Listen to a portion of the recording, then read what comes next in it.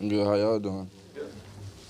Pete was telling us about the work you've been doing on your hands and having Sean throw you passes all the time. How'd that kind of start for you? Shoot, in college, I remember at certain times at practice after plays, we'd have like a quarterback or a coach throw us the ball. So, I mean, I just thought it was a cool idea. I was like, man, just being able to catch the ball a lot more often, that way we can like at least get used to having the ball in our hand and know what it feels like catching the ball. Because I know when I was a receiver, shoot, anytime I got the ball, my hands got warm and I was feeling good, and it made you feel more comfortable catching the ball. So that's one thing that it stemmed back to. So just go to Sean and be like, hey, after plays, you want to throw a ball, or what? How'd that work? Shoot, it's just after practice, not after practice, after the play one day, I was like, just throw the ball. And then every time I come back to the huddle or leave the huddle, he'll just throw the ball and I throw it back to him and stuff like that. What would you say about Clint Hurt's assessment that when you got to rookie minicamp, your hands weren't anywhere close to being? I mean, I could testify to that a little bit, yeah. But at the same time, as a rookie just coming in, it's just, you just trying to fit in, you're trying to just get acclimated and feel more comfortable.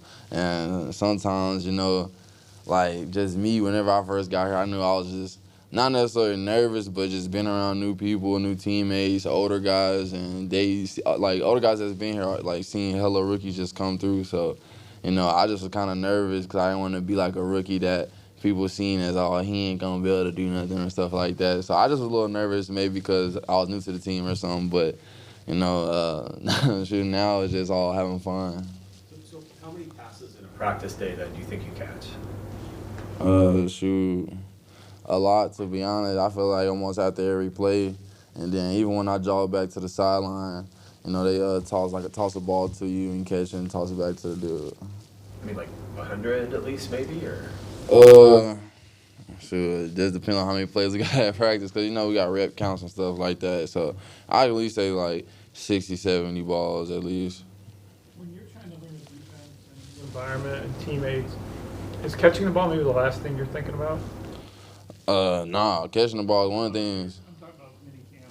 Oh, no. That was one of the things because, somebody I heard, like, in the NFL, they care about great corners, but also cornerbacks that can give the ball back to the offense. It makes them even better. And, I just, like, anytime I drop a pass, I'll be mad because I'm like, dang, like, these guys seeing this, and they going to be like, oh, he can't catch the ball, and that may play into a factor. But, that's what practice for, and that's what, building different routines to help, catching, like, come into place. And it's just been paying off. Clint was saying you sometimes like the tennis ball work with the receivers too. Mm-hmm. How much did that help you? Shoot. Oh, shout out to that man, Goodwin, Marcus Goodwin. It was just one day in the indoor, he just tossing balls off the wall. And I seen him, he was like doing it kind of fast. And next thing I was like, let me try. And I was just looking goofy sometimes a little bit, or, maybe not toss the ball and catch it as fast as he would. But I remember just coming in, and I'd be there and he'd be there. And we just toss the ball off the wall. We'd just be catching tennis balls and stuff like that. And shoot, to this day, it's like just like a ritual, just going there and just catching tennis balls and stuff like that. Can you tell a difference? I mean, certainly the numbers show it, but how can you see that all show up on game day? Just whenever the ball near me, and just trying to get my hands on it. Really, I feel like it helps with my instincts, and it just helps with me being comfortable making plays on ball just because, one, I've done it before, but all the work that I put in into, attacking the ball and catching the ball, it's worth it, and I know I can just trust my techniques. What does it mean to you that fans right now have you the highest voted cornerback for the Pro Bowl in your rookie season? It's pretty cool, honestly. I mean, as a human, you're going to think about it, especially as a rookie.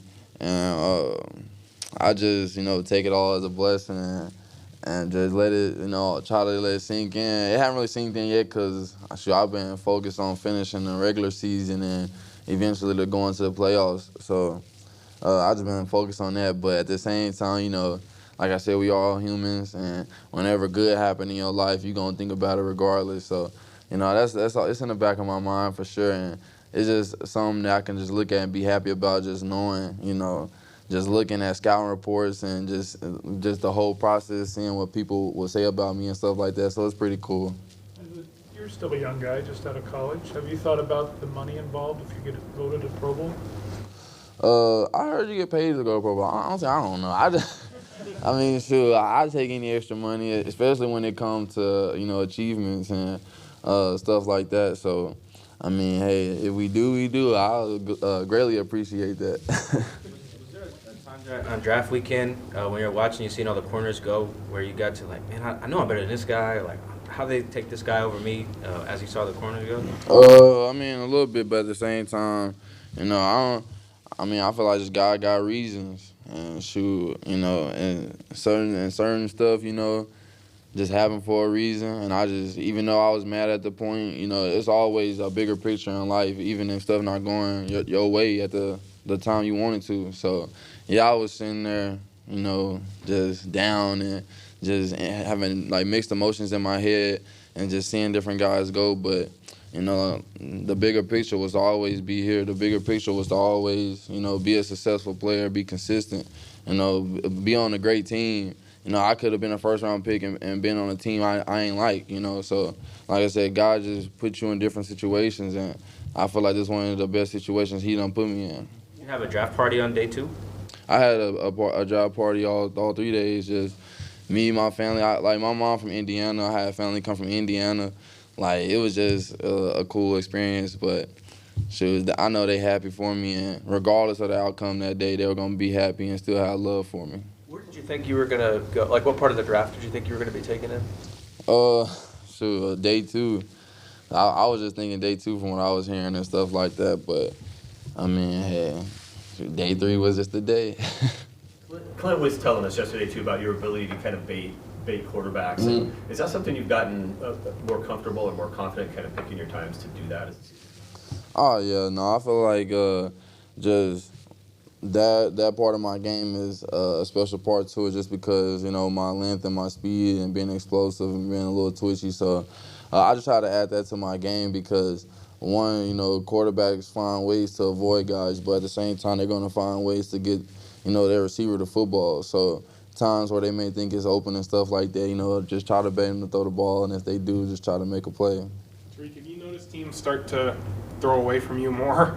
Like, I think, I don't know if you saw it on Twitter, so Devontae Adams' route chart against you guys 2 weeks ago was all to the opposite side of the field, basically, and you pick off one of the one throws that come your way last week. Just have you seen teams start to stay away from you more? A little bit, but I just go out there and have fun. The games go by so fast, and then, like, once it's over, you can just look back and be like, dang, that actually happened. But whenever I'm out there, I just, just take it one play at a time. And as long as we winning out there having fun, shoot, I don't care if they throw the ball to my side, the other side, or wherever, shoot, we going out there and get a win. So I'm going to just be happy regardless. When did you realize you were faster than everybody else? Not here, but just in general.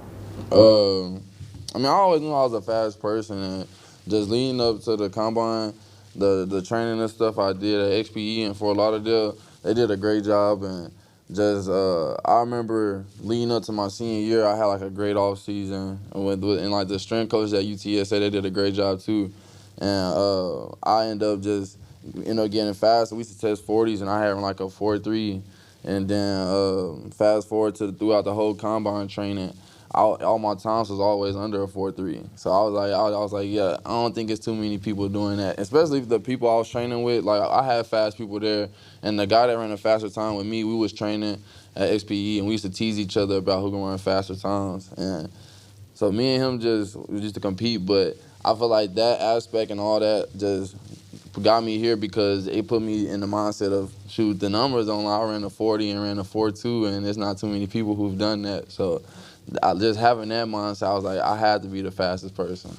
But as a kid, like playing Little League, were you the guy that was running away from everybody all the time? Okay. No, sometimes I used to play offense because I used to be scared to get tackled. So I used to just try to run away from the defenders all the time just because I was scared to get tackled when I was younger. And that played a role. But I just feel like over time, I just got faster and faster. I had speed to me growing up too, but I just feel like as I got older and you get to compete and you get to be around other athletes and stuff like that, it brings, a different abilities out of you just because you've been competing. So I feel like speed has been a big part of my life, and it transitioned throughout all the sports I played. What about your hand strength? I mean, because do you make up for that with that speed? Because if he had to wrestle the ball against DK, right? I mean, how important is hand strength for a cornerback as well? Shoot, that's a good question. I mean, honestly, as long as I catch the ball, I don't be tripping. So, I mean, hand strength, hand side, my hand's not even the biggest. I remember, shoot, they measured them, it was like barely 9 inches. So, I mean, I don't know. I just go out there and catch the ball and play. Shoot, that's all I do. Knowing all that comes with playing an outside cornerback and then playing nickel like Coby's doing, do you have like a greater appreciation for what Coby's doing right now, being an inside guy? Oh, yeah. No, I told him in the game one time, I think it was a Giants game, I seen him go in and make a hit, and he had to go in the trenches, and it hurt. And after the play, I said, dang, I'm glad I ain't no nickel. So I was just joking and messing with him and stuff like that. But, I appreciate the job he does, too. And, just being a rookie and also just coming in playing nickel and getting the amount of reps he does and still holding his own, it's a great thing. And it's also cool just being in the game with him. And I'm like, dang, we really in here together. So it's a cool feeling. And all the personal things that have worked out for you. Obviously, your team has done really well here in this rookie campaign, right in the middle of the playoff race. How exciting is that part of it as you kind of get in these last few games? It's super exciting just because, playoff football, that's one of the best things ever. And I remember in high school when playoffs rolled around, that was like my favorite part because in Texas, high school football is like the biggest thing that people love, especially when it comes to playoffs. And in college, I didn't go to a school that was big enough to play in the college football playoffs, but we got to play in like a bowl game and conference championship. So just being around those type of situations, it like kind of plays a role into playoff football just because those settings are like playoff games. And just as we finish off this season strong, and the playoffs do come, it's going to be even more crazier, and I just can't wait, honestly. But I'm taking one game at a time. What other offers did you have, schools did you consider other than UTSA?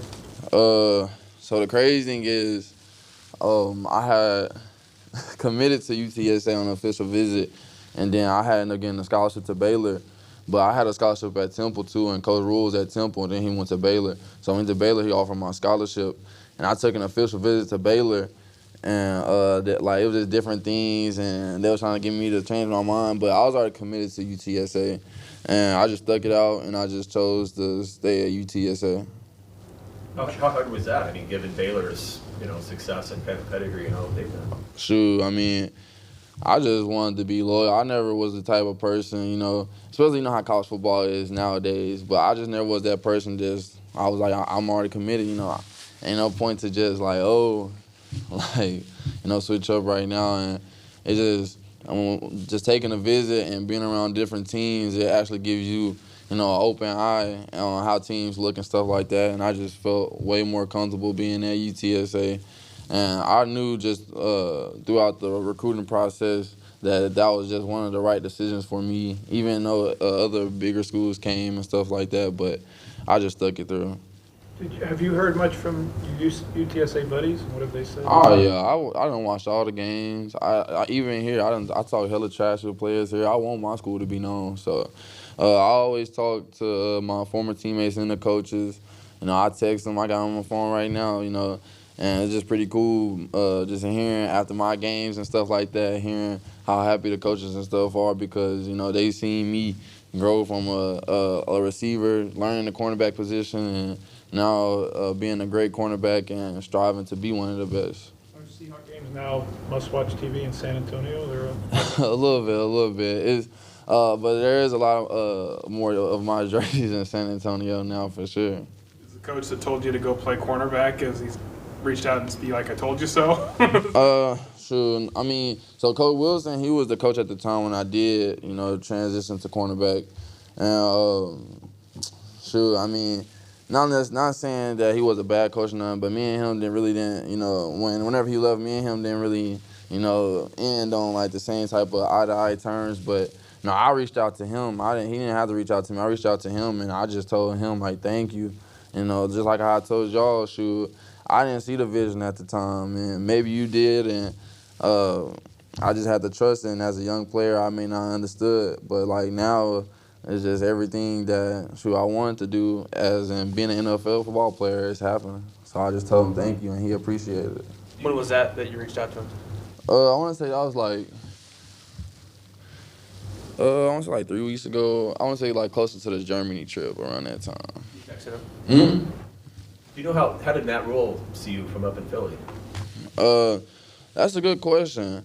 But shoot, he found me, and I remember I took a 30 visit to the Panthers when he was the head coach, and he was just happy to see me, and he teased with me a little bit, you know, about not committing, but you know, it was all love, and he had some of the Baylor staff with him at the Panthers too. So just seeing them, it was crazy because they seen me in high school before I had hair all on my head and stuff, and now they see me older with facial hair and all that, and it's pretty cool.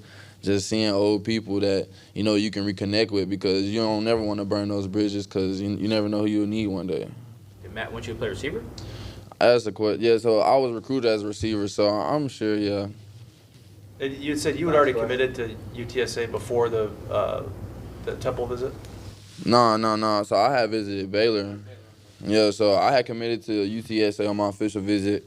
And then after that, shoot, no matter what school was reaching out to me, I was just telling them I already know my heart. Well, it was plenty of schools, San Diego State, Utah, a couple schools just was like trying to reach out to me kind of close to signing day, and I was just like, nah, I just want to stick it with UTSA. Thank you. Thank you. Of course.